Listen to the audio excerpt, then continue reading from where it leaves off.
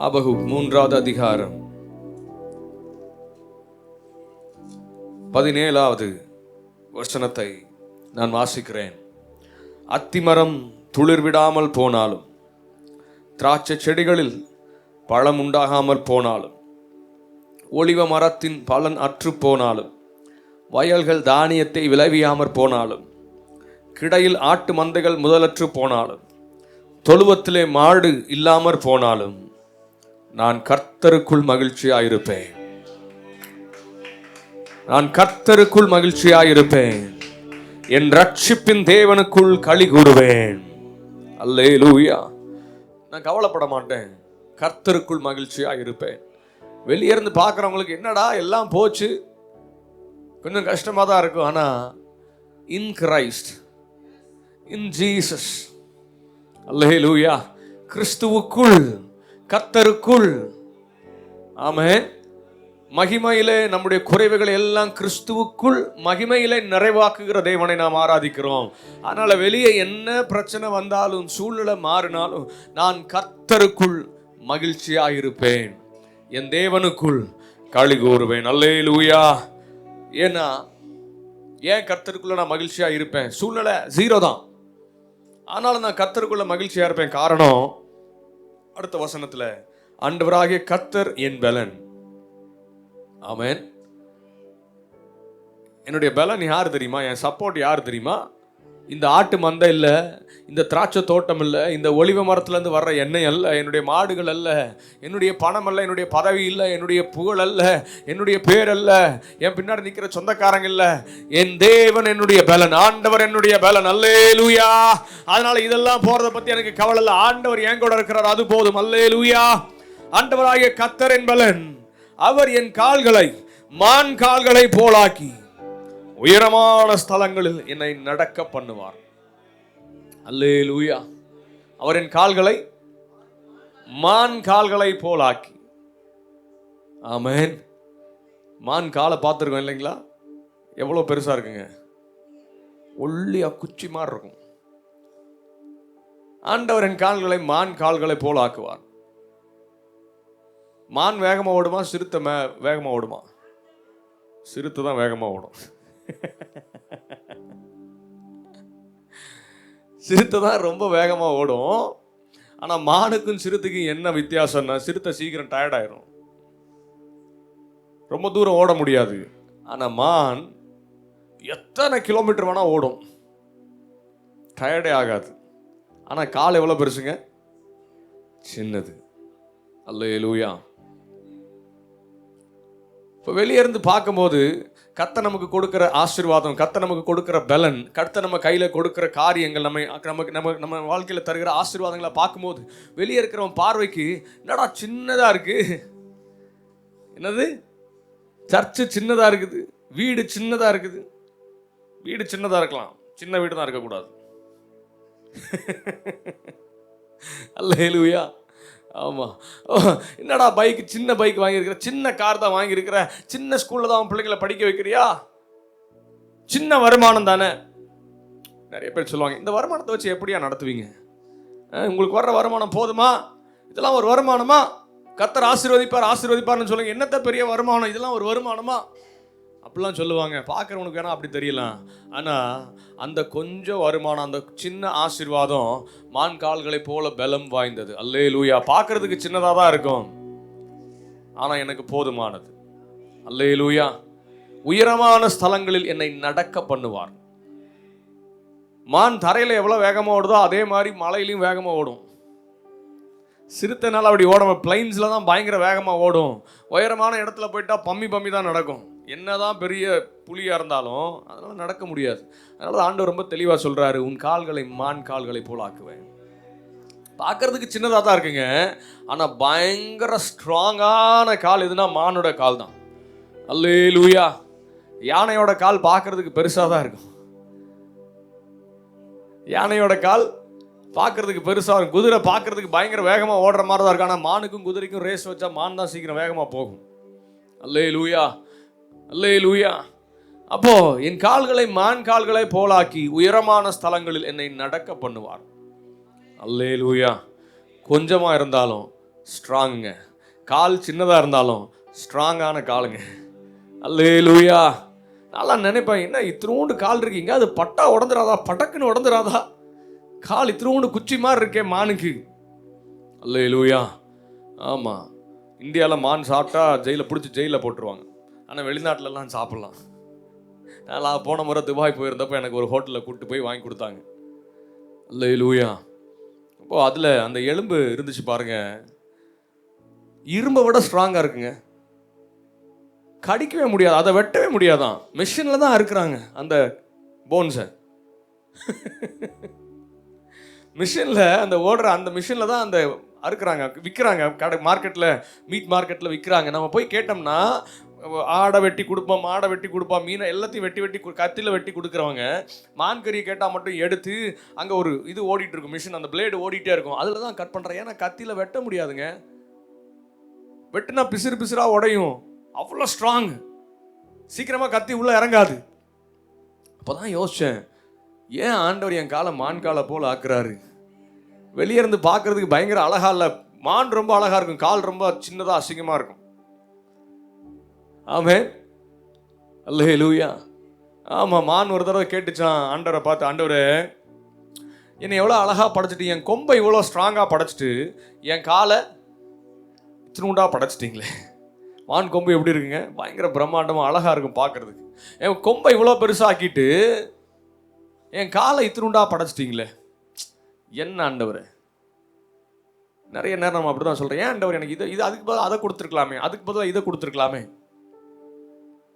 எவ்வளோ கொம்பு ஸ்ட்ராங்காக இருந்தாலும் ஒரு சிறுத்தை புலியோ ஒரு புலியோ ஒரு சிங்கமோ எதிரில் வந்தால் அந்த கொம்பை வச்சு சண்டை போட முடியாது, ஓடி தான் ஆகணும். அல்லேலூயா. கர்த்தர் எனக்கு என்ன வேணும்னு சரியாக அறிந்த தெய்வம், எனக்கு என்ன தேவையோ அதை தருகிற தெய்வம். அல்லேலூயா. எனக்கு கொம்பு ஸ்ட்ராங்காக இருக்குன்னு மான் சிங்கத்தை முட்டி அப்படியே ஜெயிச்சிருமா, சண்டை போட்டு ஜெயிச்சிருமா? எப்பா உனக்கு எது தேவைன்னு எனக்கு தெரியும். உன் காலை ஸ்ட்ராங்காக கொடுத்துருக்க எதுக்குன்னா நீ இங்கே அப்போ தான் நீ ஓடி தப்பிக்க முடியும். அல்லேலூயா. பார்க்குறதுக்கு கொம்பு அழகாக தான் இருக்கும், ஒரு பிரயோஜனம் இல்லை, அதை வச்சு ஒன்றும் பண்ண முடியாது. அல்லேலூயா. ஆனால் மான் கால்கள் பார்க்குறதுக்கு சின்னதாக ஒல்லியாக இருக்கிற மாதிரி இருக்கும், சின்னதாக இருக்கும், கொஞ்சமாக இருக்கும். நேற்றுக்கு பார்த்தோம் இல்லைங்களா, ஆண்டவர் கையில் கொஞ்சம் கொடுத்தாலும் அதை நிரம்பி வழியை பண்ணுகிற தேவன். பார்க்குறதுக்கு பார்வைக்கு கொஞ்சமாக இருக்குங்க, ஆனால் அதில் இருக்கிற பலன் என்னை மான் கால்களை போல ஆக்கி உயர்ந்த ஸ்தலங்களில் என்னை நடக்க பண்ணுகிறார். சும்மா மான் கால்களை போல ஆக்கிட்டு விட்டுற ஆண்டவரில் கொண்டு போய் உயரத்தில் தூக்கி வச்சு என்னை அழகு பார்க்கிற ஆண்டவர். அல்லேலூயா. அல்லேலூயா. அதனால ஆண்டவர் என்னுடைய பலன், அவர் என் கால்களை மான் கால்களை போலாக்கி என்னை உயர்ந்த ஸ்தலங்களில் என்னை நடக்க பண்ணுவார் என்ற நம்பிக்கை விசுவாசம் எனக்குள்ள இருந்தா, அத்திமரம் துளிர் விடாம போனாலும், திராட்சை செடியில பலனற்று போனாலும், ஆட்டு மந்தையில முதலற்று போனாலும், ஒலிவ மரத்துல எண்ணெய் இல்லாம போனாலும், தொழுவத்துல மாடு இல்லாம போனாலும், கர்த்தர் என் கூட இருக்கிற, வயல்களில் தானியம் இல்லாம போனாலும் நான் கர்த்தருக்குள் மகிழ்ச்சி ஆயிருப்பேன், கர்த்தர் என் தேவனுக்குள் களி கூறுவேன். அல்லேலூயா. அல்லேலூயா. அதுதாங்க விசுவாசம். and that's called faith.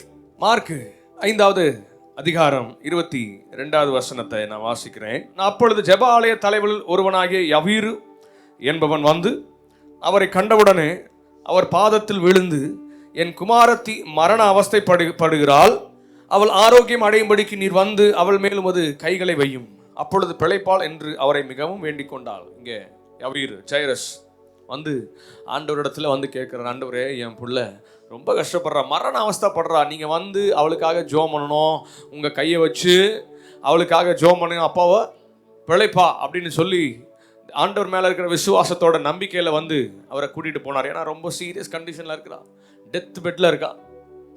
இப்போ ஆண்டவரும் அவருடைய அழைப்பை ஏற்று அந்த பிள்ளைக்காக அவங்க வீட்டுக்கு போகிறாரு. அப்போது அந்த பிள்ளைக்கு பார்க்க போகும்போது நடுவில் நிறைய காரியங்கள் நடக்குது, நாளைக்கு நான் பேசுகிறேன்.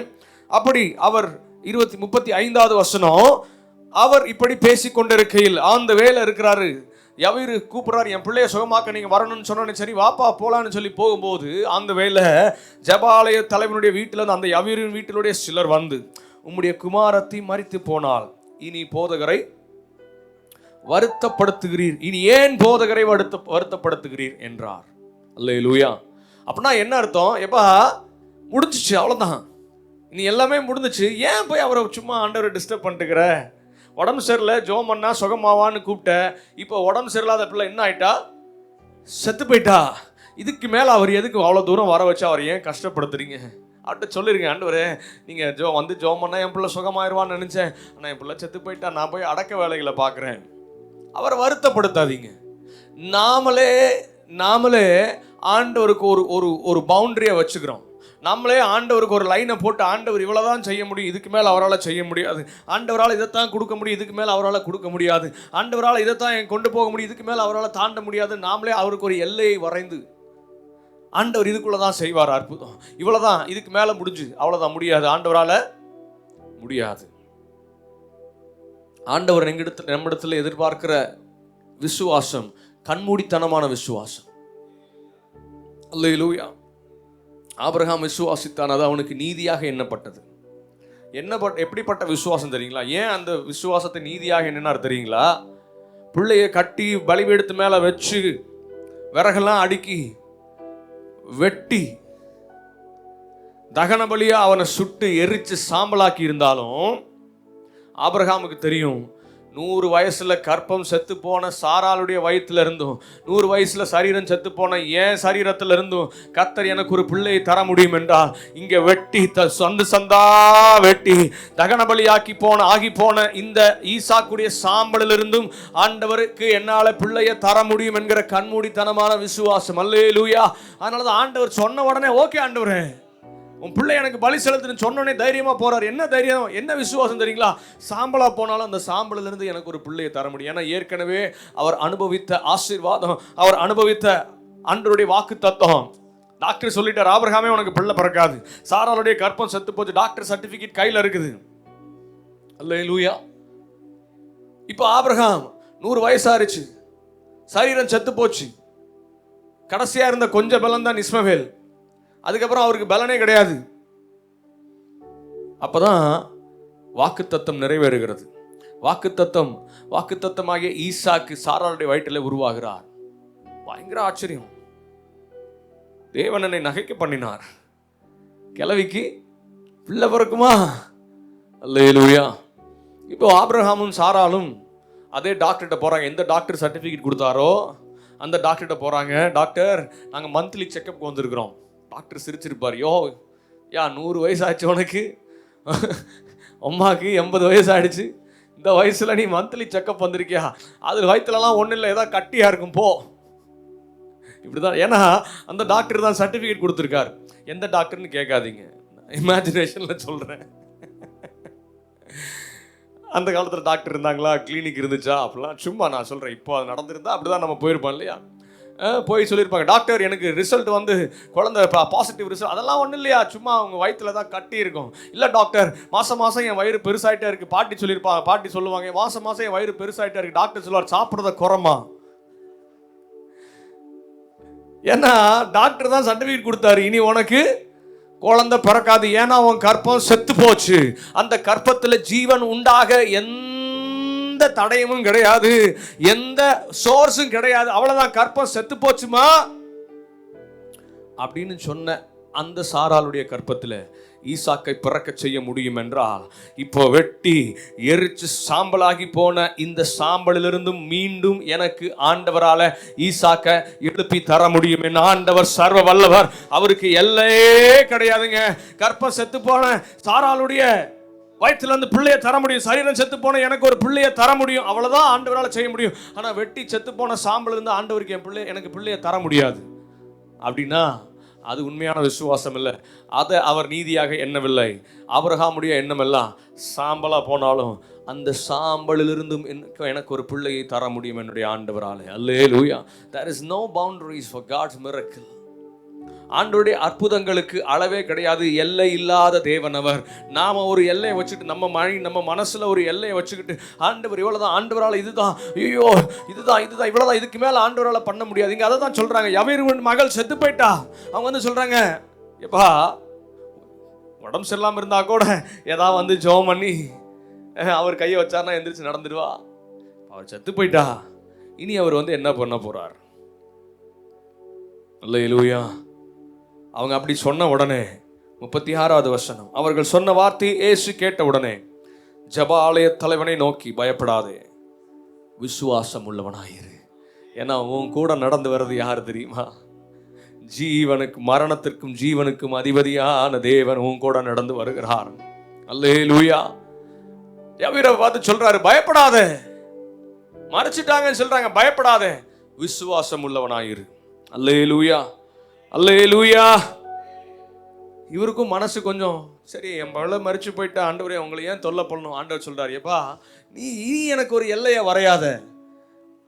ஆண்டவரால் இவ்வளவுதான் செய்ய முடியும், இதை கேட்டா தருவார், இதுக்கு மேல தரமாட்டாரு, நீ ஒரு எல்லையை வரையாத. அல்லேலூயா. நாம அப்படித்தான் இல்லைங்களா? ஆண்டவரால் தலைவலியை சுகமாக்க முடியுமா? சொல்லுங்க, முடியும். காய்ச்சல் சரியாகுமா ஜோமன்னா? சரி. வயிற்று வலி சரியாகுமா? அல்சர் குணமாகுமா? சரியாகும். கொரோனா குணமாகுமா? எத்தனை இன்ஜெக்ஷன் போட்டீங்க?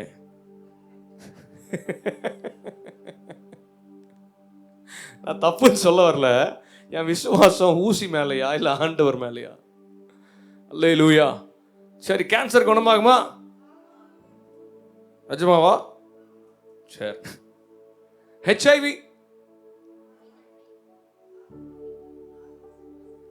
விசுவாசிக்கிறீங்க? என்னங்க இப்படி திடீர்னு கேட்டா என்ன சொல்றது? அவரால் செய்ய முடியாது ஒண்ணுமே இல்லைங்க. There is no boundaries. அவருக்கு எல்லை இல்லாத தேவன் அவர். ஆமென். அவருடைய அற்புதங்களுக்கு அளவே கிடையாது. ஆமென். நாம தான் ஒரு பவுண்டரியை வச்சுக்கிட்டு இவ்வளவுதான் ஆண்டவரால் செய்ய, இவ்வளவு தூரம் தான் அவரால் வர முடியாது, அதுக்கு மேல அவரால் வர முடியாது, இவ்வளவுதான் ஆண்டவர். சரி சரி என்ன பண்றது? ஜெபம் நிறைய பேர் சொல்லுவாங்க, சரி சரி என்ன பண்றது, நாமளும் முடிஞ்ச வரைக்கும் ஜெபம் பண்ணி பார்த்துட்டோம், அவ்வளவுதான் ஆண்டவர் நமக்கு கர்த்தருக்கு சித்தம் இல்லை போல இருக்கு அப்படின்னு ஒரு பிட்டை போட்டுருவோம் நம்ம. என்னங்க, ரொம்ப சிம்பிளா அழகா, கர்த்தருக்கு சித்தம் இல்லை போல இருக்கு. ஆண்டவர் சொன்னாரா? உனக்கு தருவேன்னு சொன்னாரு. 40 வருஷம் ஆயிடுச்சு. 39வது வருஷம் வந்து சொல்றான், எப்பா ஆண்டவர் சித்தம் இல்லை போல இருக்கு, பயங்கர எதிர்ப்பு, பயங்கர போராட்டம், 40 வருஷமா நாமளும் போராடி பார்த்துட்டோம், அவ்வளவுதான் போதும்பா, என்னுடைய எல்லையில் நான் நினைக்கிறபடி ஆண்டவர் அற்புதம் செய்கிறவர் அல்ல. உன் நினைவுகள் என் நினைவுகள் அல்ல. நான் நினைக்கிறபடி ஆண்டவர் செய்ய மாட்டாருங்க. அவர் நினைக்கிறபடி செய்து முடிக்க அவர் சர்வ வல்லமை உள்ள தேவன். ஆமென். எப்பா யவீரு உன் பிள்ளை மறிச்சிட்டா, போதகரை வருத்தப்படுத்தாத. ஆண்டவர் யவீரை பார்க்கிறார், சொல்றாரு, யவீரே பயப்படாத, நீ ஒரு லைனை போட்டுட்டு அவ்வளோதான் செத்து போயிட்டா, இனிமேல் ஆண்டவரால் ஒன்றும் செய்ய முடியாது, அவர் வந்தும் ஒரு பிரயோஜனம் நினைக்காத, மரித்த உன் பிள்ளையும் என்னாலே எழுப்ப முடியும். அல்லேலூயா, அல்லேலூயா. மரித்த அந்த வீட்டுக்கு வர்றாரு, உள்ளே பிரவேசித்து 39வது வசனம், நீங்கள் சந்தடி பண்ணி அழுகிறதென்ன, பிள்ளை மரிக்கவில்லை, நித்திரையாயிருக்கிறாள். விசுவாச வார்த்தைகள். ஆமென், அல்லேலூயா. மரிச்சது உண்மைதான். ஆனா ஆண்டவர் சொல்றாரு, நான் இருக்கும்போது, ஜீவனுக்கு அதிபதியான நான் இருக்கும்போது ஜீவனை யாரால தொட முடியும்? அல்லேலூயா, அல்லேலூயா. ஆண்டவர் சொல்றாரு, அவ மரிக்கல, தூங்கிட்டு இருக்கிறா. அதனாலதான் சொல்றாரு, சிறு பெண்ணே எழுந்துரு. தூங்குறவங்கள தான் அப்படி சாஃப்டா ஜென்டலா எழுப்போம் இல்லைங்களா? செத்து போனவங்களை எப்படி எழுப்போம்? எழுப்ப முடியுமா? முடியாதா? ஆண்டவர் போறாரு, சிறு பெண்ணே எழுந்திரு என்று உனக்கு சொல்லுகிறேன். அல்லேலூயா. உடனே சிறுபெண் எழுந்து நடந்தால், அவள் 12 வயதுள்ளவராய் இருந்தால். அவர்கள் மிகுந்த ஆச்சரியப்பட்டு பிரமித்தார்கள். அல்லேலூயா, அல்லேலூயா. என்னுடைய விசுவாசத்தின்படி என்னை ஆசீர்வதிக்கிற தேவன் எனக்கு ஒரு எல்லையை போட்டு இவ்வளவுதான் அப்படின்னா அவ்வளவுதான் என்னோட விசுவாசம். என்னுடைய விசுவாசம் எப்படிப்பட்ட விசுவாசமா இருக்கணும் தெரியுங்களா? பிள்ளை செத்து போனாலும் ஆண்டவர் வந்தா எந்திரிப்பான்ற விசுவாசம் இருக்கணும். அல்லேலூயா, அல்லேலூயா. அங்க வந்து சொன்ன உடனே யவீருடைய மனநிலை எப்படி இருந்திருக்குன்னா, சரி ஓகே ஆண்டவர் நம்ம டிஸ்டர்ப் பண்ண வேண்டாம், வருத்தப்படுத்த வேண்டாம், ஆண்டவரே வந்து ஜெபம் பண்ணிட்டு போயிருங்க. ஆண்டவர் சொல்றாரு, உன் நினைவுகள் என் நினைவுகள் அல்ல, நீ ஒரு எல்லையை எனக்கு வரையாத. கர்த்தர் சர்வ வல்ல தேவன், அவருக்கு எல்லையே கிடையாது. மனிதனால ஆண்டவருக்கு ஒரு எல்லையே போட முடியாது. என் கற்பனைகளுக்கும் என்னுடைய எண்ணங்களுக்கும் மேலான தேவன், என்னுடைய இமேஜினேஷன்ஸ்க்கும் மேலான தேவன் அவர். அல்லேலூயா. எனக்கு தேவைன்னா நிச்சயம் அதை செய்து முடிப்பார். ஆமென். என்னுடைய பலத்தினால அது முடியாதா, என்னுடைய ஞானத்தினால அவ்வளவுதான், எனக்கு முடிஞ்சு போச்சு, எல்லாம் முடிஞ்சிச்சுங்க, எல்லாமே முடிஞ்சிச்சுங்க. முடிஞ்சு போன இடத்துல முற்றுப்புள்ளிகளை கீழே ஒரு கோட்டை போட்டு ஆண்டவர் கமாவா கண்டினியூ பண்ற ஆண்டவர் நம்முடைய ஆண்டவர். அல்லேலூயா. மனுஷன் முற்றுப்புள்ளி வச்சுட்டான், அவ்வளவுதான், உலகம் முற்றுப்புள்ளி வச்சுச்சு, முடிஞ்சது, அவ்வளவுதான், க்ளோஸ். அங்கதான் ஆண்டவர் ஆரம்பிக்கிறாரு. எப்பா, நீ பார்க்கறது முற்றுப்புள்ளிய, ஆனா என்னால அந்த புள்ளியில இருந்து சின்ன கோட்டை இழுத்து விட்டு கமாவா மாத்தி மறுபடியும் ஒரு புதிய அத்தியாயத்தை என்னால எழுத முடியும். அல்லேலூயா, அல்லேலூயா. உலர்ந்து போன எலும்புகளை உயிர் பெறச் செய்ய முடியும் என்றால், பரித்த யவீருவின் மகளை அவன் உயிரோடு எழுப்ப முடியும் என்றால், தூங்கிட்டு இருக்கிற பெண்ணை குழந்தை எழுப்புறது மாதிரி எழுந்திருன்னு சொல்லி எழுப்ப முடியும் என்றால், நம்முடைய வாழ்க்கையில முடிந்து போன காரியங்கள், நம்மாலே முடியாத காரியங்கள், நாம ஒரு எல்லையை வரைஞ்சிட்டு ஆண்டவரால் இவ்வளவுதான் முடியும்னு சொல்லி நாம நினைச்சு அவ்வளவுதான் ஆண்டவர் செய்ய முடியும், இதுக்கு மேல ஆண்டவர் செய்ய மாட்டார், அவ்வளவுதான் அப்படின்னு நினைச்சிட்டு இருக்கிற காரியங்களை அவரால் செய்ய முடியும். அதற்கு தேவை ஆண்டவர் மேல எனக்கு கண்மூடித்தனமான விசுவாசம். ஆண்டவரால் எதையும் செய்ய முடியும், அவர் எல்லாவற்றையும் செய்ய வல்லவர்.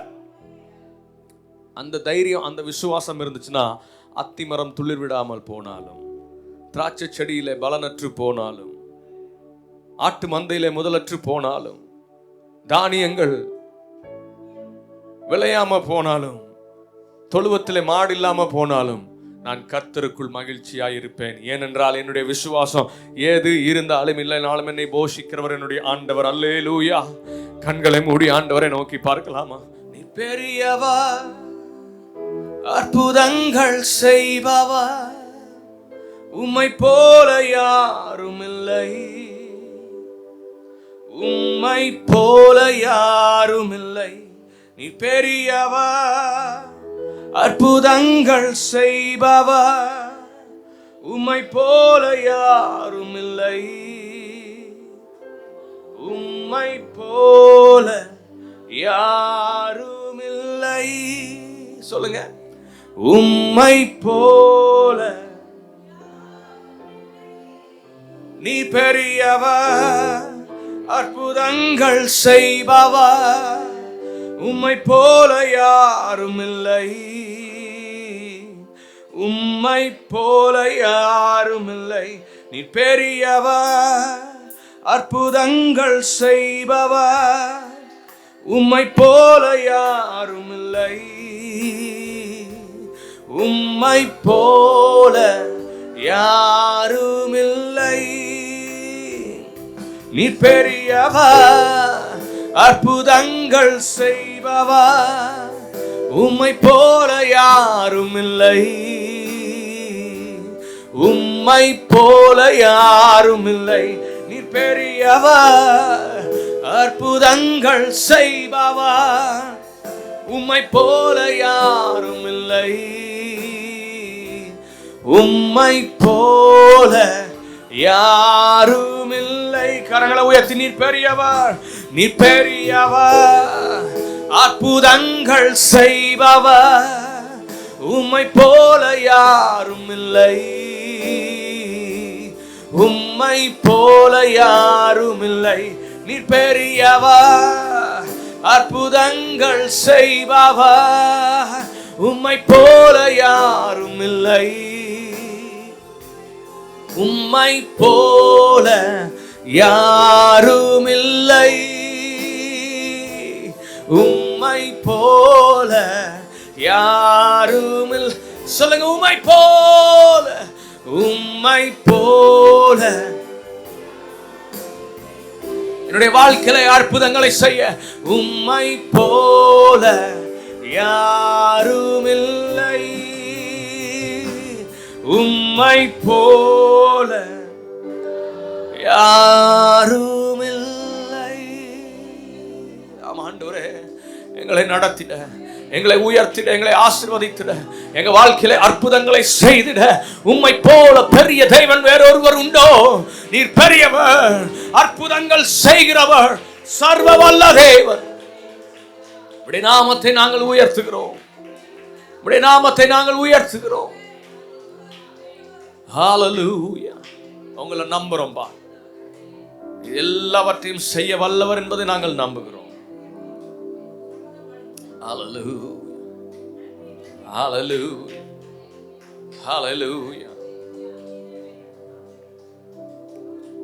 ஹalleluya ஹalleluya.